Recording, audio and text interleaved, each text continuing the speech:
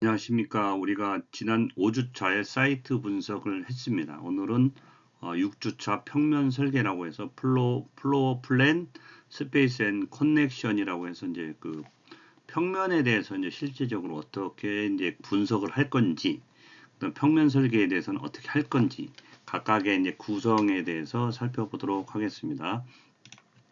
자, 이제 지난주에 여러분들이 이제 그 사이트 플랜을 했지 않습니까? 사이트 플랜에 이제 그 나름대로 이제 공간 구성 또는 건물과 건물의 간격의 사이에 대한 배치, 그다음에 그 배치되어 있는 건물들의 어, 운영되는 형태 이런 것들을 좀 분석하는 부분으로 보시면 되겠고요. 제가 이제 이 영상을 찍으면서 첫 번째는 제 영상 사진이 안 나온다고 해서 여러분들 좀 오해는 하지 않으셨으면 좋겠습니다.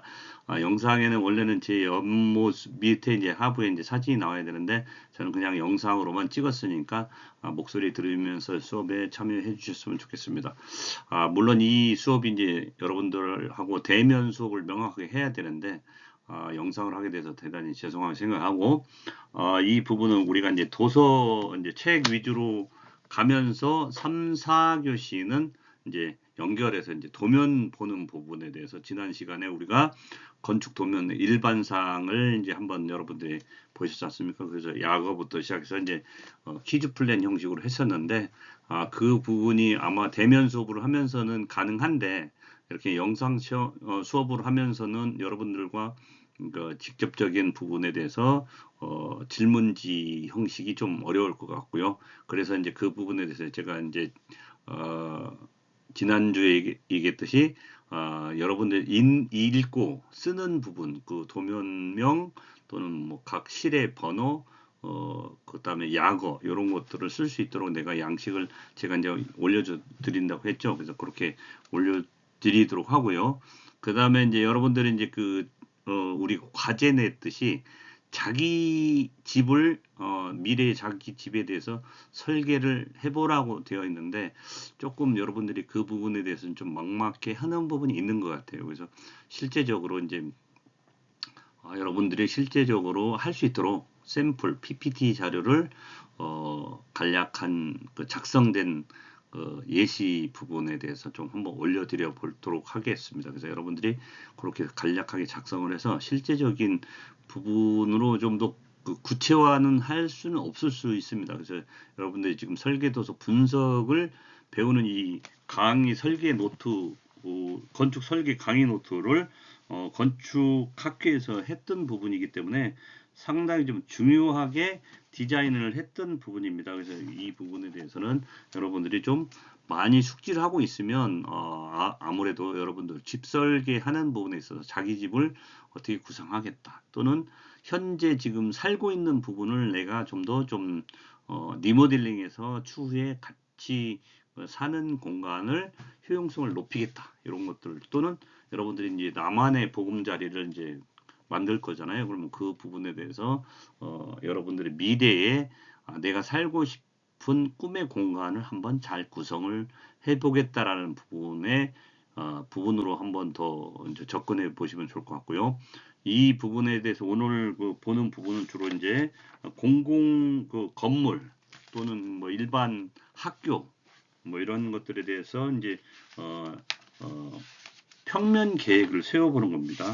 또는 도서관이라든지 이런 것들이 실제적으로 평면을 작도해서 도면을 이렇게 작성을 하는구나. 그다음에 그 구성을 그 평면 계획을 세워보는 부분으로 보시면 좋을 것 같고요. 그래서 이제 그 부분에 대해서 이제 1교시는 평면 설계에 실제적으로 이제 도면 보는 X, Y 좌표 값을 이제 보는 부분에 있어서 어떻게 이제 보는지까지 해서 이제 1교시 수업을 하고요.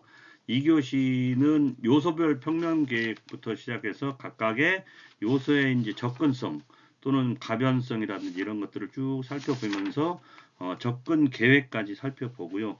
그 다음에 3교시는 연결되는 부분의 접근 계획을 추가적으로 좀 보고, 그 다음에 출입구 또는 그 이용자가 어떤 부분에 있어서 이제 CPTA, 그러니까 말 그대로 그 부분은 뭐냐, 엔버로먼트 우리가 환경적으로 연결된 부분에 대해서 어떻게 범죄라든지 도시의 나름대로 그 부분을 차단할 수 있는지에 대해서 보고요. 그 다음에 융통성 있는 계획이라고 하는 부분 또는 뭐 단면 계획과 평면 계획의 연관성을 좀 한번 쭉 보면서 하고요. 그러면서 연결해서 도면을 이제 보면서 실질적으로 이 도면은 여러분들과 대면 수업할 때는 뭐 어디를 읽어보세요, 뭐 누굴 지명해서 뭐 확인할 수 있는 부분인데 이 영상 수업은 그 부분이 안 되기 때문에 제가 그 도면을 보면서 실제적으로 도면 읽어서 이제 알려드리는 방법으로 수업을 진행하도록 하겠습니다. 보시면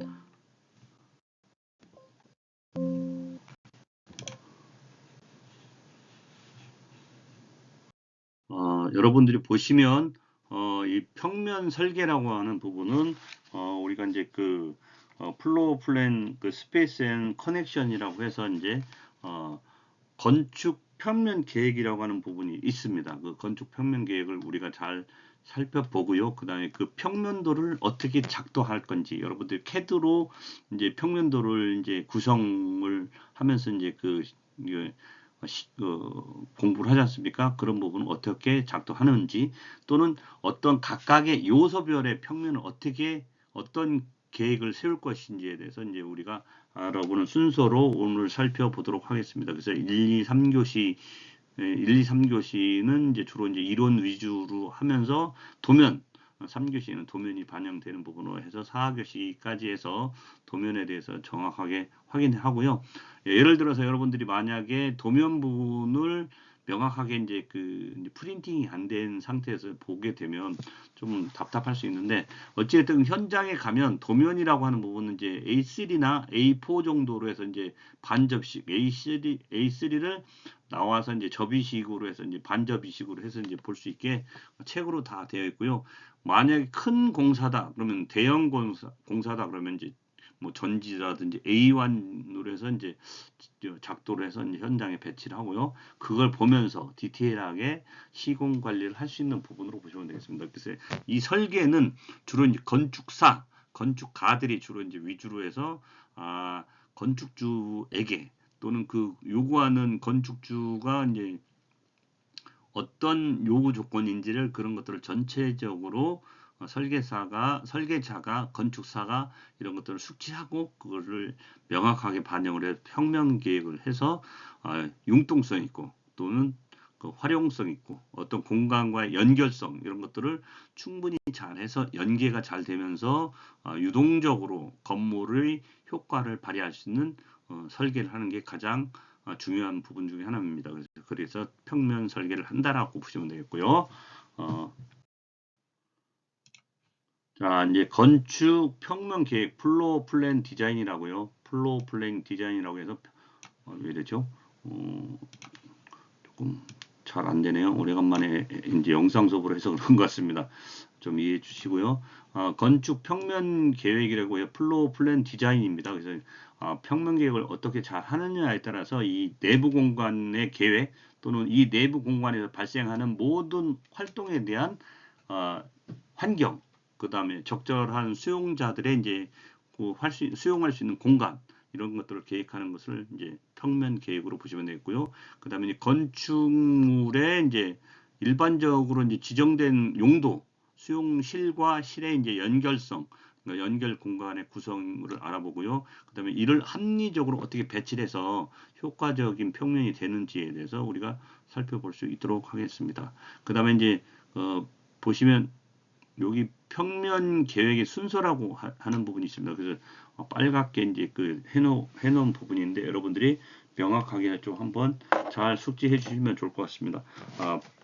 말 그대로 이제 우리가 대지의 기능을 분석하듯이 평면에 대해서도 이제 배치할 때 이 기능이 어떤 기능을 할 수 있는지 기능에 대해서 이제 분석을 해야 됩니다. 명확하게 이 실은 휴게실이다. 이 실은 독서실에 이제 도서관을 예를 들면 도서관에서 뭐 컴퓨터실이다 또는 뭐 열람실이다 또는 이제 나름대로 이제 각각의 섹션이 나눠져 있잖아요. 그럼 관리 동선상의 관리 구역이다 또는 뭐 이제 우리가 컴퓨터실이 있으면 또 나름대로 휴게 공간, 식당, 뭐 나름대로 그 다 구성을 할 수 있겠죠. 그리고 또는 세미나실이라든지 이런 것들이 이제 나름대로 이제 공공기관에 형성되는 부분 또는 자기가 이제 어떤 실을 아파트를 구성할 때 이제 그 안방, 그다음에 큰 뭐 그 작은 방, 뭐 또 이제 작은 방이 이제 여러 개가 있을 수 있겠죠. 그다음에 이제 서비스 공간 뭐 그 서재라든지 뭐 전시 뭐 나름대로 이제 그 팬트리라든지 이런 것들이 있고 주방이 있고 이런 것들이 이제 각각의 기능과의 동선상의 연계성을 설정을 해야 됩니다. 그래서 충분히 효과를 이룰 수 있는 평면 계획을 세우는 게 가장 좋고요. 이 연계성 설정하고 그다음에 각 실별로 어떤 규모라든지 이런 것들을 산정할 수 있습니다. 그래서 안방 우리가 이제 안방은 뭐 이제 나름대로 그런 구성 그 뭐 온화한 구성을 한다든지 뭐 이제 나름대로 작은 방도 다 마찬가지겠죠. 그냥 각각의 실에 대한 프로그래밍이 형성이 돼야 됩니다. 이 부분은 이제 상가라든지 도서관 또는 학교라고 할 때 이제 우리 학교를 이제 한번 그 강의실을 비교해 볼까요? 우리 현재 이제 강의를 하는 506호실에 대해서 실제로 효과성이 얼마나 프로그램이 잘 되어 있는지 앞에는 우리가 이제 그 PPT를 할 수 있는 모니터 공간을 형성하고 그다음에 양 옆에는 이제 그 백보드판이 있으면서 거기에다가 이제 판서를 할 수 있도록 이제 그렇게 슬라이딩을 되면서 이게 이제 실제적으로 이제 나중에는 그 PPT 하는 그 화면을 이제 다 보호할 수 있도록 이제 백판이 연결해서 이제 닫아지는 부분, 그러니까 그 백판을 닫으면 실제적으로 이제 판서를 바로 할 수 있는 그런 시설을 했다. 그러니까 실별로 규모를 산정합니다. 산정하는데 이 실에 대해서 우리가 이제 강의실에 대해서 7, 80명 정도의 수용 공간을 확인하고 그 안에 이제 의자라든지 이런 책상들을 다 배치했을 때, 이 부분에 대해서는 충분히 7, 80명을 수용하고 또는 작게는 뭐 50명 정도 뭐 이렇게 이제 수용해서 충분한 공간이 된다라는 부분을 이제 나름대로 프로그램을 하고요. 그다음에 실에 배치를 해서 이제 나름대로 버블 다이어그램을 만들어서 이 건물 안에 각각 실이 들어갔을 때 이 섹션들은 어떤 형성이 되겠다라고 하는 그 다이어그램을 그려봅니다. 그려보면 이 실에서는 이 공간이면 충분히 나름대로 이제 그 한다. 그러니까 출입구로 들어와서 뭐 나름대로 형성되는 공간에 대해서 동선상 연결이 충분히 잘 되겠다라는 부분을 이제 우리가 이제 그 실의 배치 버블 다이어그램을 한번 그려보는 거고요. 그 다음에 공간의 구체적 계획을 세웁니다. 그 공간에 대해서 이 실에 대해서는 우리가 이제 실질적으로 뭐 그 메인 공간이다. 또는 거기에는 서비스 공간이다, 휴게 공간이다 이런 것들이 할 수 있겠죠. 그리고 또는 뭐 나름대로 이제 도서관으로 돌아가면 뭐 휴게실 이런 것들이 있을 수 있고 우리는 학교이기 때문에 동선상에 어떻게 됩니까? 강의실에 들어왔다가 나가면 이제 공용실에 이제 공용 공간에 복도가 있고 각각의 이제 그 배치된 건물에 이제 맞춰서 각각 학과에 이제 그 교수님 방들이 있고 또는 뭐 각 학과에 이제 사용할 수 있는 기능으로 이제 다 섹션들이 다 나눠져서 칸이 구성이 되어 있잖아요. 그래서 그렇게 구성을 해서 공간을 구체화해서 계획을 합니다. 그러면 그 구체화된 계획을 세웠을 때 그 구체화된 부분에 이제 건물을 구조 계획을 해야 되겠죠. 구조 계획을 하면 우리는 지금 현재 강의동이 아파트 형식의 이제 강의동이 된 거죠. 그러면 실제적으로 이제 RC 구조를 할 때 전체적으로 섹션을 나눴을 때 이제 충분한 구조 내력벽과 비내력벽을 구조 계획을 해서 그 구조 그리드와의 공간에 이제 조합을 해주는 거죠. 구조적으로 이쪽은 구조적으로 충분히 구조 벽체가 형성이 돼야 되고 중간에 칸막이를 할 때는 이제 그 구조 벽체이지만 굳이 이제 이거를 콘크리트 구조로 하지 않고 조적 벽체에서 칸막이를 막는다. 그러면 각 실을 이제 구성할 때 이제 우리가 이제 강의실을 복도와 이제 그 외곽에 있는 창호 설치 공간은 그 내력벽으로 이제 구조 내력벽으로 쭉 해서 올리고 중간중간에 이제 그 실을 이제 나누는 부분은 비내력부 비내력 구조로 해서 칸막이를 한다든지 경량 칸막이를 한다든지 구조벽체가 세워진 다음에 아니면 거기다가 조족벽체로 해서 추후 공사로 해서 마감 처리해서 실질적으로 각각의 구조 공간과의 거리들을 이제 형성해 줘야 되겠죠. 그래서 힘을 받는 벽체, 힘을 받지 않는 벽체 이런 것들로 구성을 해서 실제적으로 지난번에 이제 내력벽과 비내력벽을 좀 우리가 한번 얘기했었죠. 내력벽은 힘을 받는 공간으로 보시면 되겠고 비내력벽은 힘을 받지 않는 구조적으로 이제 받지 않는 공간으로 보시면 되겠습니다. 그래서 그렇게 형성을 해서 이제 공간을 조화를 만들고요. 그다음에 배치 계획과의 상호 검토를 해야 됩니다. 바로 옆에 예를 들어서 이제 교수님 연구실이 있는데 그 연구실 바로 옆에 강의를 한다. 강의동이 있긴 하지만 바로 붙어 있으면 이제 소리가 이제 그 소음이라고 하는 부분이 있을 수 있으니까 조금 공간을 띄워서 그 공간에는 이제 다른 그 이제 소음이 없는 공간으로 형성해서 나름대로 이제 배치 계획과의 상호 검토를 해야 됩니다. 그래서 그런 부분이 이제 보시면 우리 이제 조교실도 마찬가지입니다. 조교실 공간에 중간에 이제 그 서비스 공간이 따로 있지 않습니까? 그러면 컴퓨터를 설치해 놓고 거기에서 이제 건축학과에서는 주로 이제 거기에다 이제 전시라든지 이런 걸 많이 하는데 이제 프린터 공간 또는 공용 공간으로 해서 컴퓨터를 이제 사용할 수 있고 프린터 할 수 있게 이제 만들어져 있죠. 그냥 그 부분에 대해서는 충분히 검토가 되어야 된다. 그래서 배치 계획과의 상호 연관성을 충분히 보고요. 그 다음에 이제 평면 계획이 구체화를 합니다. 그냥 그 평면이 형성이 됐다라고 하면 그 부분에 대해서는 이 부분은 구체화해서 이 섹션에 대해서는 이런 구조로 해서 이렇게 마감을 하는 게 좋겠다라고 해서 구체화를 하고 그 다음에 이제 그 구체화를 한 다음에 법규 검토가 필요합니다. 예를 들어서 이 실은 예를 들어 피난에 또는 방화에 여러 가지 상황들을 이제 검토해서 내부 인테리어를 명확하게 해서 이제 피난 방화가 법적으로 크게 문제가 없도록 하는 부분. 그다음에 이제 우리가 이제 장애인이 이제 또 있을 수 있지 않습니까? 그러면 이 장애인들이 실제적으로 이제 활용을 할 때 편안하게 할 수 있는 법적 근거 또는 이런 것들을 좀 확인해 가지고 충분하게 이제 피난 등의 어려움이 없도록 또는 방화에 어려움이 없도록 이런 법규를 충분히 검토해서 평면을 계획을 해야 되는 부분으로 보시면 되고 그다음에 이제 우리가 이제 마감 쪽에 해당하는 부분인데 창호라든지 바닥 재료 등의 상세 계획을 세우면서 전체적인 부분에 대해서 이 법규 또는 창호의 바닥재라든지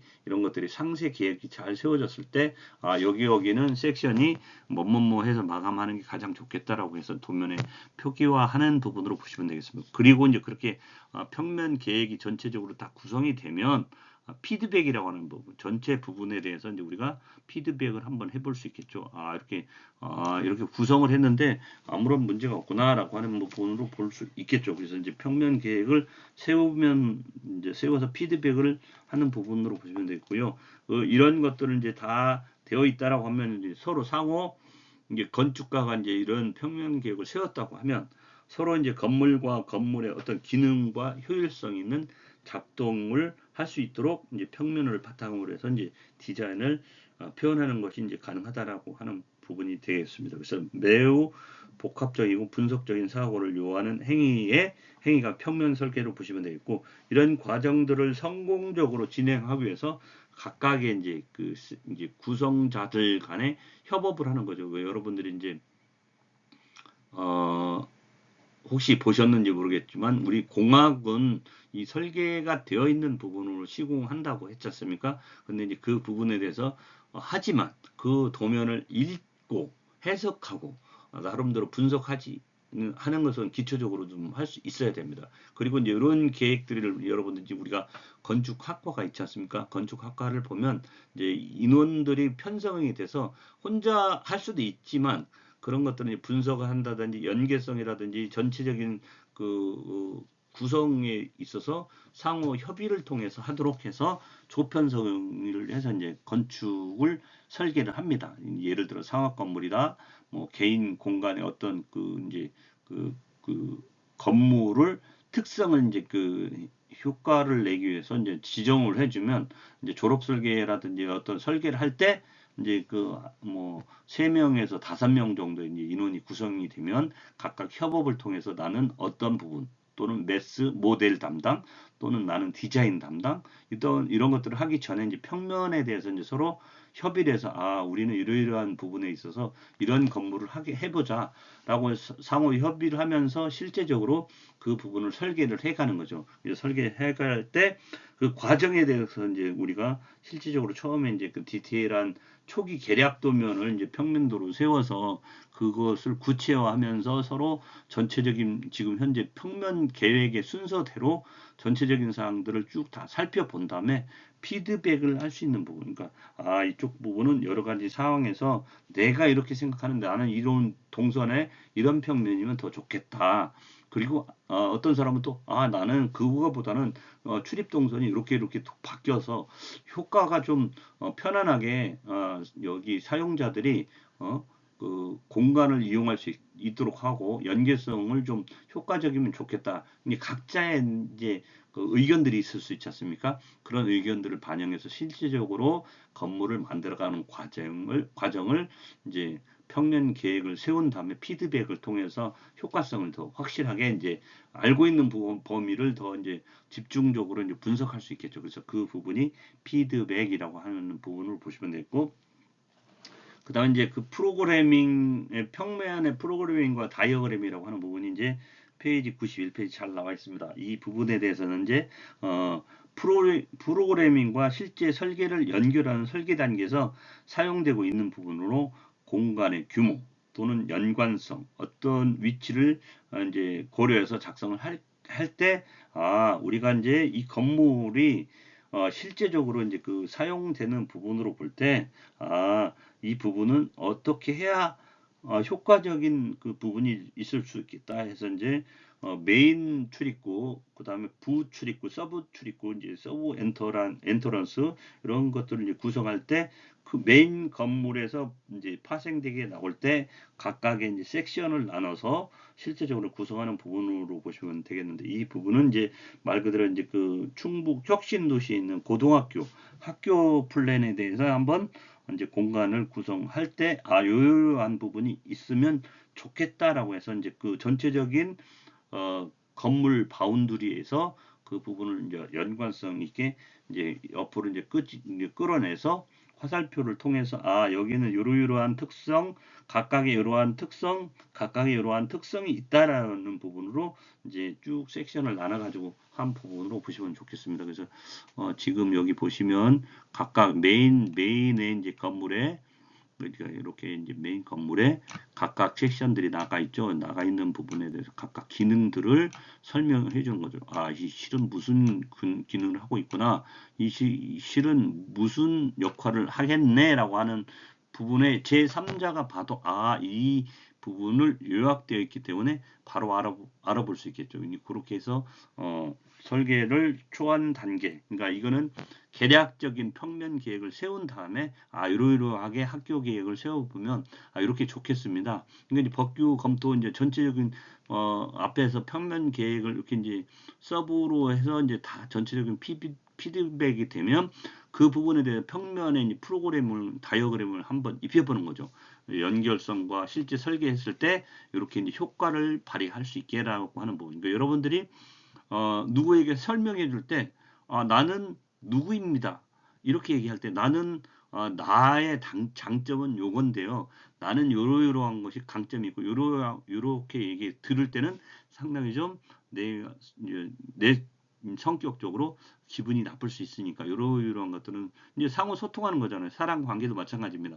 이 건물의 효용성 있는 기능을 발휘하기 위해서는 평면이 명확하게 잘 계획이 돼야 됩니다. 그 계획이 되었을 때 효과적인 부분 학생들이 그러니까 혁신도시 고등학교를 설계하는 데 있어서 이 도시만에 있는 부분에 있어서 학생들이 실제적으로 공부하는 효과성을 상당히 높일 수 있겠다.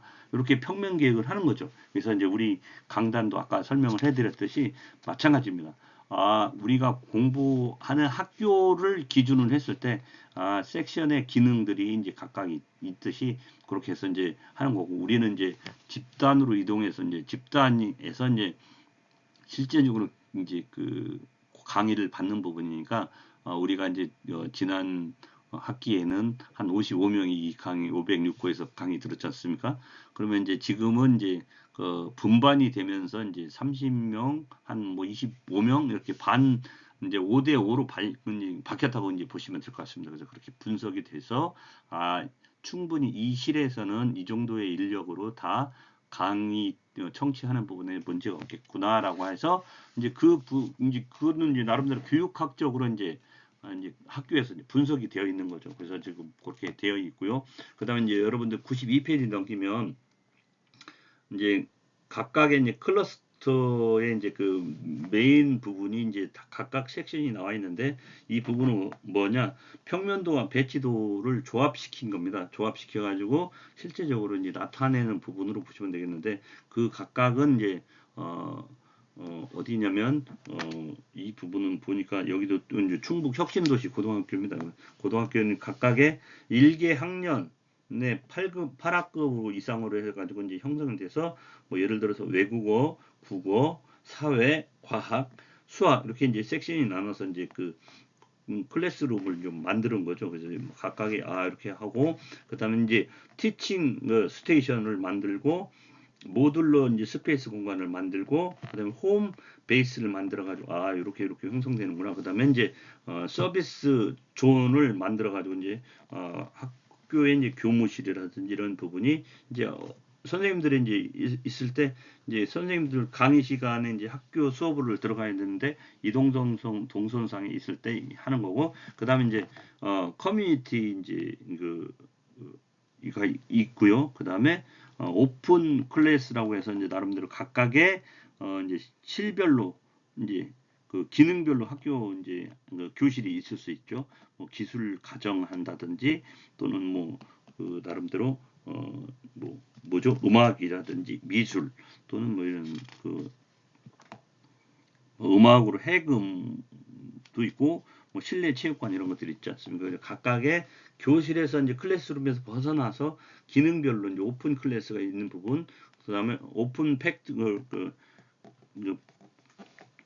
오픈 부분에 있어서 이제 그 각각의 이제 형성되는 그 기능별로 가서 할 수 있는 부분으로 보시면 되겠고, 그 다음에 이제 페이지 93페이지 보면 평면과 배치도의 조합은 배치 계획에 의해서 고려하는 부분인데, 이제 주로 이제 이게 도서관입니다. 진출입이 할 수 있는 거고, 건축물의 방향에 대한 내용으로 이제 그 인접 건물 또는 환경과의 관계 등을 고려해서 적합한 평면 계획을 세웠다라고 하는 부분이 되겠습니다. 그래서 여기 보시면 93페이지 보시면 외부 공간과 내부 공간과의 연결과 환경에 대한 이해가 용이하도록 도면 작성이 됐다. 이거는 원주 도서관을 예를 들어서 한 거죠. 그래서 원주 도서관이 이제 출입구가 이제 주출입구가 있고, 이제 건물의 연결성에서 이제 이쪽 건물 우측에 있는 건물은 부출입구가 있다라는 부분. 그때 각각 섹션에서 이제 위치가 충분히 이제 후원에 이제 그 후원과 연결돼서 카페테리아가 연결돼 있고, 야외와 연결된 뭐 전시실이라든지 이런 것들이 쭉 있지 않습니까? 그래서 각각 평면을 구성한 부분으로 보시면 좋을 것 같습니다.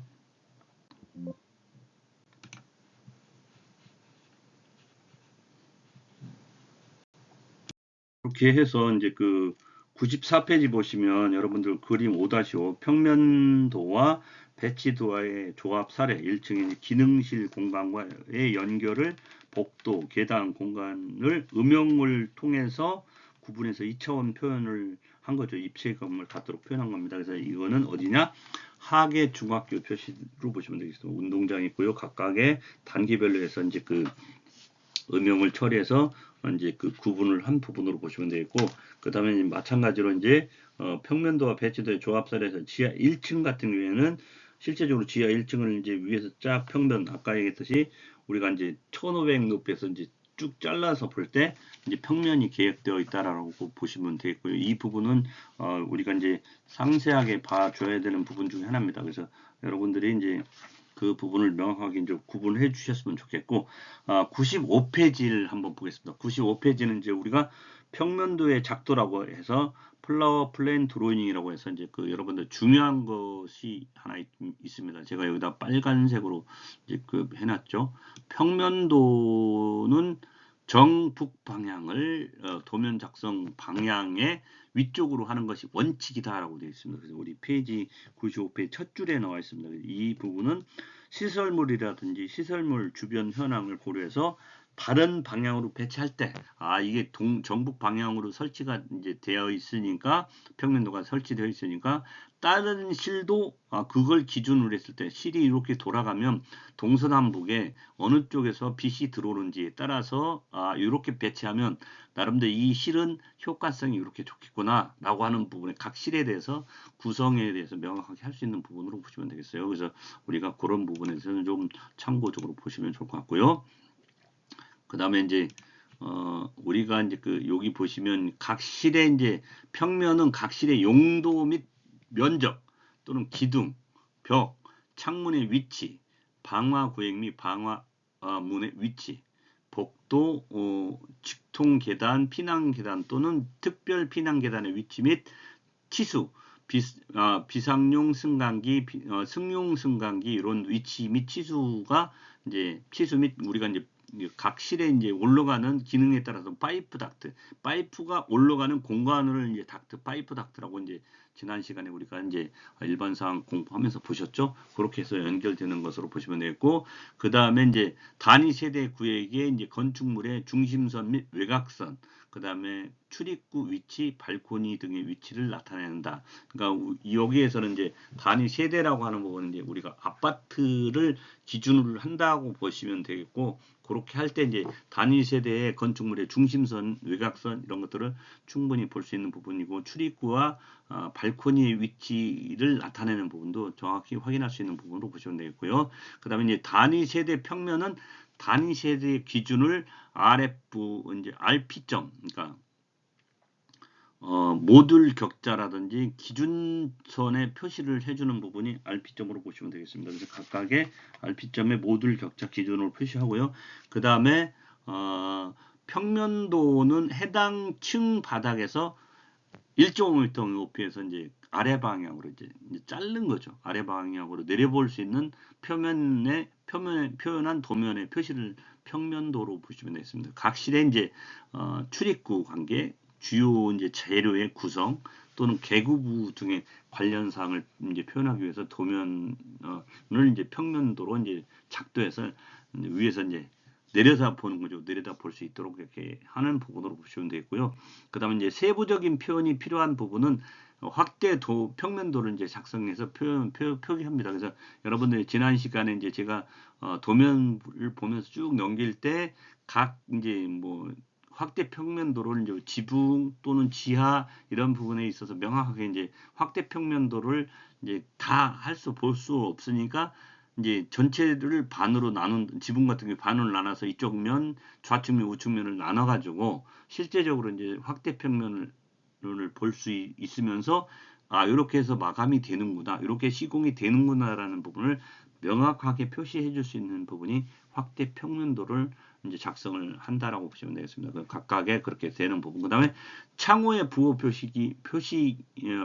표기는 어떤 부호도를 작성해서 표기해 놓습니다. 그래서 여러분들 그 부분을 보고 이 재료가 뭐가 들어가는구나 이런 부분을 알아보듯이 지난 시간에 우리가 이제 창호에 이제 그 옆에 이제 일반상의 기호 표시가 있었지 않습니까? 그래서 이제 AD 뭐 AW 뭐 창호도 그다음에 문의 이제 그 문의 기호도 이런 것들이 있었지 않습니까? 그래서 그 부분이 중요하게 표기돼서 하는 부분에 평면도에 명기를 한다. 그리고 각 실에 대해서는 창호도에서 하는 부분에 대해서 명확하게 표시를 하는 부분으로 우리가 이제 하는데 이제 그 부분에 대해서는 우리가 지난 시간에 봤습니다. 그래서 그 부분에 대해서 명확하게 알아야 되고요.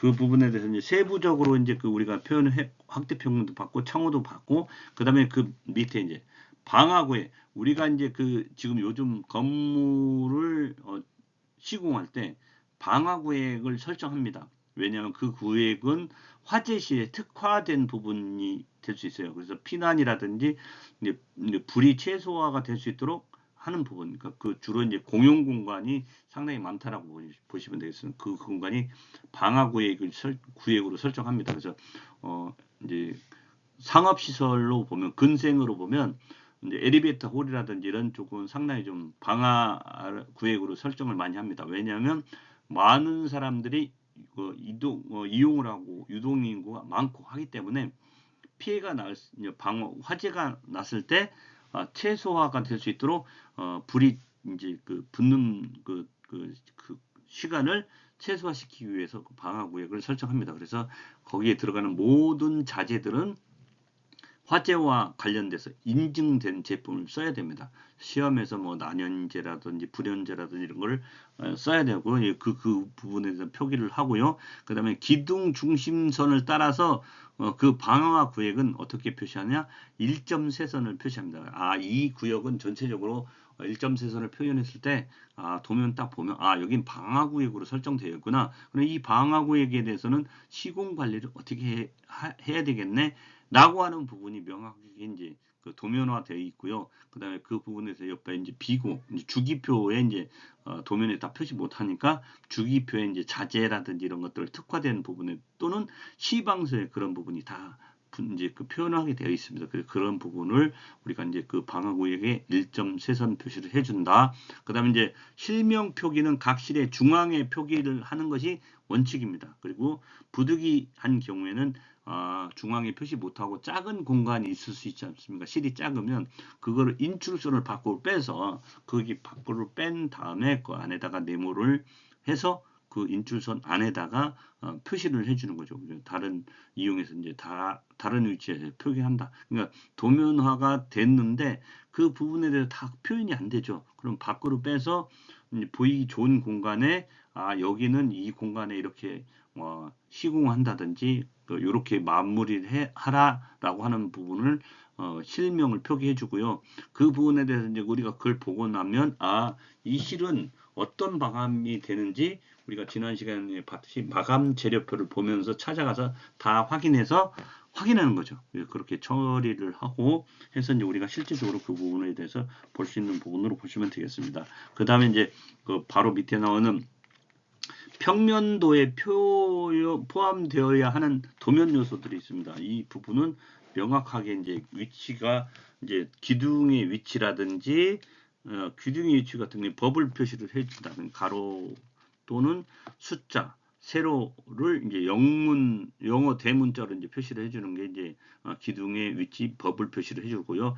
그 다음에 이제 벽체 두께의 이제 재료 표시 또는 이런 것들은 이제 그 벽체는 축적에 따라서 표현을 상세하게 이제 해주고 이제 상이할 수도 있습니다. 그 축적에 따라서는 달라질 수도 있다라는 부분을 명확하게 숙지를 해야 되는 부분으로 보시면 되고, 그 다음에 계구부의 이제 계구부 또는 돌출부 표시 이런 것들은 이제 창호 및 계구부 또는 발코니 이런 데크 등에 대해서는 이제 그 명확하게 이제 도면에 표시를 해줘야만이 여기는 계구부거나 또는 돌출되는 공간이네 이런 부분이 명확하게 구분이 돼야만이 그 시공선을 명확하게 인지할 수 있는 거죠. 그래서 여러분들이 도면을 보고 이거 튀어나왔네, 아니 여기 발코니 있구나, 이거 계구부구나 이런 부분이 이제 알아야 이제 그 도면을 읽고 이제 작업자 또는 근로자들한테 명확하게 지시돼서 시공 관리를 할 수 있는 부분으로 보시면 되겠습니다. 그 다음에 이제 치수선이라고 하는 부분이 있죠.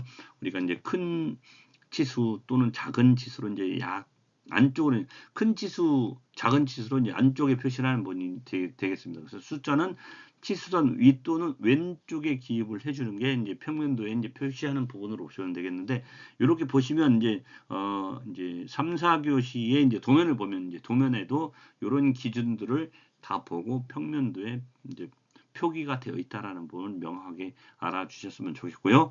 평면 요소의 표기라고 하는 부분이 있습니다. 이제 여기 보시면 평면 요소의 표기는 계단, 경사로동에 이제 수직 동선 표기, 그러니까 1.5m 높이에서 이제 절치를 해서 이제 보는 거죠. 수직으로. 그러면 절치를 딱 해서 보면 수직으로 잘라서 계단을 한번 옆에서 이제 보는 거죠. 아, 이렇게 옆면에서 보니까 저렇게 이제 계단이 형성되네. 수직으로 동선을 잘랐는데 저 안에 아, 이렇게 이제 얼마 높이에서 있고 이제 계단 같은 경우에는 이제 그 첼판 있고 높이 그 디딤판이 있지 않습니까? 그런 부분에 대해서 이제 보면 명확하게 이제 뭐 높이 또는 뭐 신발 사이즈에 따라서 첼판이 뭐 270, 280까지 해야 된다라는 부분을 이제 1.2m 높이에 이제 1,800, 1,700 이렇게 이제 표시를 하는 부분이 되겠습니다. 그래서 그 다음에 이제 창호 개폐 방식.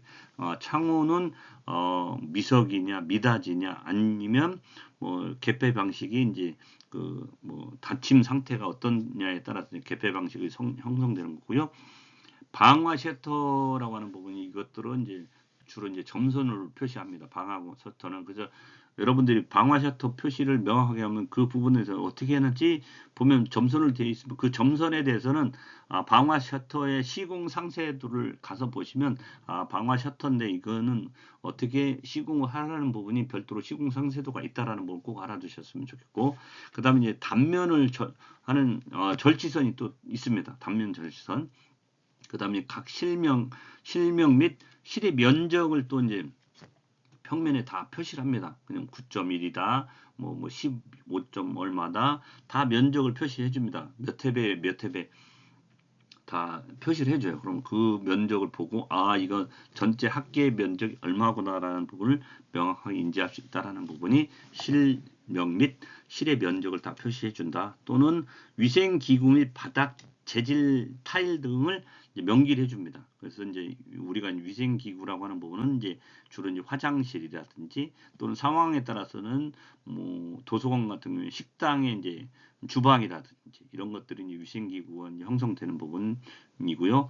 이제 화장실은 주로 이제 이제 세면기라든지 그 대변기, 소변기가 있죠. 그런 것들에 대해서 다 표시를 해주고 그 바닥은 어떤 재질로 한다라고 하는 부분에 표시가 되어 있습니다. 그래서 대기에 보면 물과 연결되어 있기 때문에 바닥은 이제 그 물과 연결성 때문에 방수가 되게 민감하기 때문에 우리가 타일을 많이 씁니다. 그 타일은 이제 세 가지 종류가 있죠. 석기질, 도기질, 자기질 타일이 있다. 그래서 주로 많이 쓰는 부분은 이제 자기질 타일을 상당히 좀 많이 씁니다. 그리고 이제 일부 석기질은 이제 공간에 따라서 이제 또는 하는 부분이고 이제 도기질도 이제 상황에 따라서는 이제 금액을 고려해서 이제 유지 관리성 그다음에 추후에 이제 미관이라든지 이런 것들을 다 고려해서 이제 타일을 선정해서 시공하는 것으로 보시면 되겠고요. 그래서 이제 그런 것들을 다 각각의 표시를 해준다. 그 다음에 또 각 실별로 가구에 이제 배치 동선이 다 있어야 됩니다.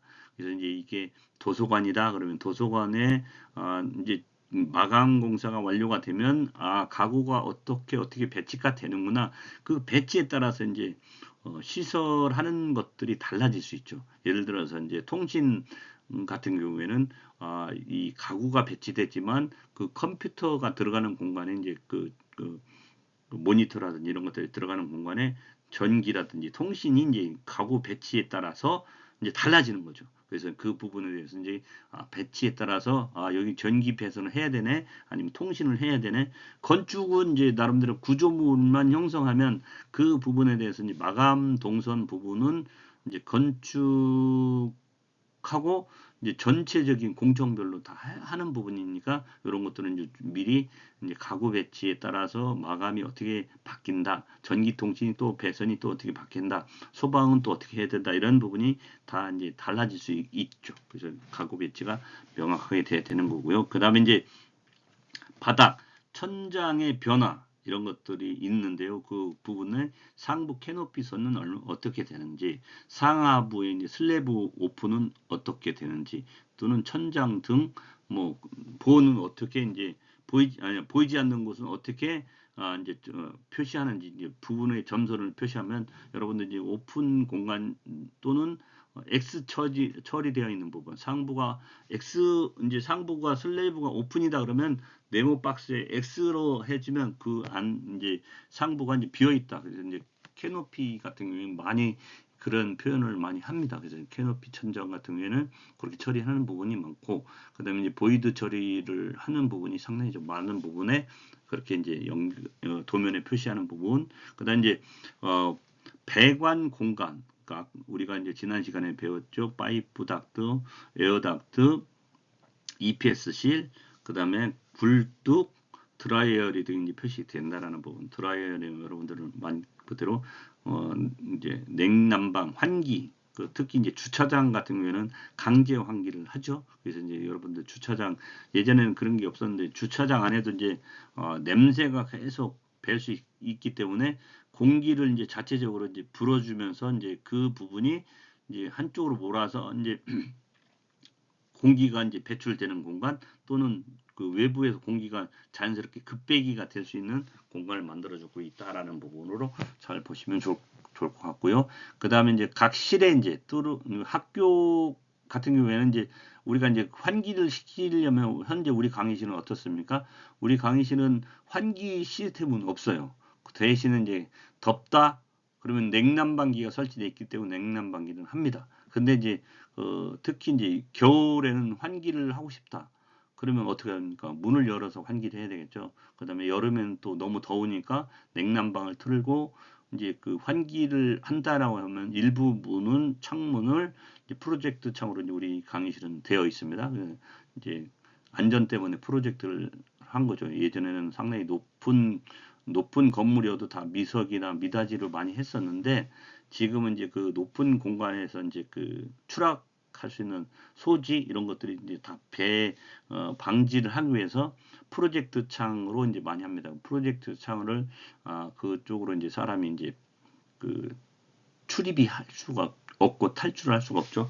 그런 부분 때문에 많이 하고 있다는 부분을 꼭 알아두셨으면 좋겠습니다. 그렇게 해서 실내 정원이라든지 이런 것들을 이제 많이 표시하는 부분으로 보시면 되겠습니다. 그래서 여러분들이 중간중간에 가서 이제 보시면 쇼핑몰이라든지 대형 백화점의 중간중간에 이제 휴게 공간처럼 되어 있으면서 실내 정원을 만들어서 사람들과의 자연과 친화적인 부분을 많이 한다라고 보시면 되겠습니다. 그래서 내부에 이제 또 요즘은 백화점에도 많이 그런 부분이 있죠. 그래서 이제 여러분들이 이제 하남에 있는 뭐 스타필드라든지 화서에 있는 스타필드 이런 데 가보면 그 공간에 이제 그 구성이 되어 있고요. 그다음에 또 동탄에 이제 그 롯데 백화점 내에 가보면 이제 복합센터가 되면서 중간에 이제 우리가 이제 바다처럼 이 시뮬레이션을 해서 이제 하는 부분 조경 형성이 잘 돼서 공간 구성을 한다라고 하는 부분이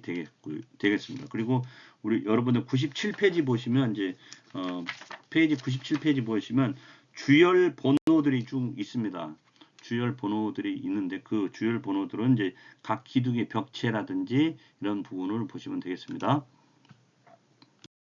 주열 번호라고 하는 부분 97페이지 보시면 주열 번호가 잘 나와 있습니다. 주열은 주요 구조, 기능 벽체의 중심 간격에 적용을 해서 하는 거고요. 그 다음에 이제 여러분들이 보시면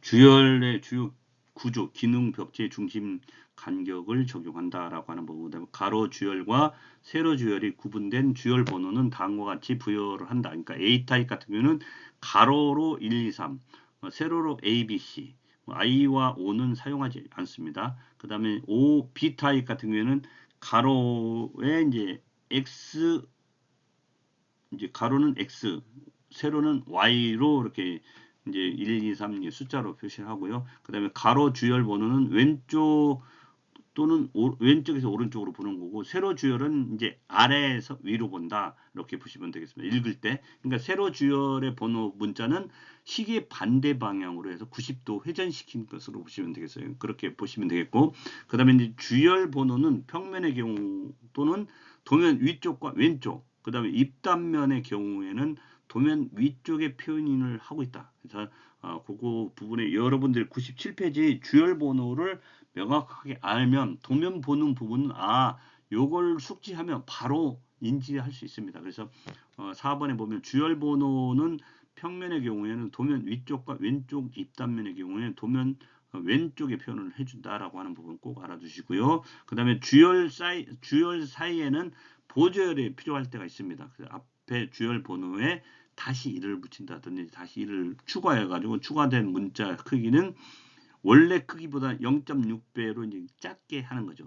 조금 작게 표시를 해주는 것으로 보시면 되겠고, 그 다음에 주열의 구성은 원의 크기 또는 원의 크기는 지름의 12mm를 기준으로 한다라고 하는 부분을 명확히 좀 잘 알아주셨으면 좋겠습니다. 그 다음에 우리가 이제 기준선이라고 하는 부분이 있죠. 기준선은 기준 주열 및 보조열에 따라서 일점 긴 세선을 표시를 합니다. 일점 긴 세선. 이 안에 이제 도면에 그 표기하는 부분으로 이제 전체적으로 이제 보시면 되겠습니다. X, Y 이렇게 연결되어 있죠. 그래서 그 부분에서 일정 길게 표시하는 긴 세선이 기준선으로 보시면 되겠고, 그 다음에 이제 기준선의 간격을 나타낼 수도 있도록 치수선을 표시할 경우가 있습니다. 그러니까 치수값은 1000 단위마다 구분자를 이제 큰 컴마로 이제 이렇게 구분자를 컴마로 쳐줍니다. 그래서 그렇게 해서 처리를 하는 부분을 중간에 쭉 가다 보면 큰 컴마가 있을 겁니다. 그러면 그 중간에 보시면 기준선이구나 이라고 보시면 좋을 것 같고요. 그렇게 해서 이제 도면이 표시되는 부분으로 전체적으로 나와 있는 부분을 좀 참고해서 보시면 좋을 것 같습니다. 그래서 이렇게 해서 자, 여러분들이 이제 우리가 주요 주열 번호 또는 기준선까지 살펴봤고요. 그 다음에 98페이지, 99페이지 보시면 주열 기둥의 번호 및 기준선이 쭉 있습니다. 그래서 N 그 표시한 부분은 이제 노스 북쪽, 사우스 남쪽, 웨스트 뭐 이스트 한 것을 동서남북으로 해서 이제 해는 부분이 있습니다. 근데 그 부분을 좀 여러분들 참고해 주시면 좋을 것 같고요. 이 도면에 이제 대치동 근생시설에 대한 사이 플랜을 좀 한 부분, 그 다음에 99페이지는 한국교육개발원을 설계한 부분으로 보시면 되겠습니다. 각 부분에 있어서 뭐 대강당, 업무시설, 사무국, 업무계획처 이렇게 연결해서 행정관 행정관 사용하는 부분 이렇게 해서 연결된 부분으로 해서 구분이 된 부분이니까 명확하게 좀 확인해 주시면 좋을 것 같습니다.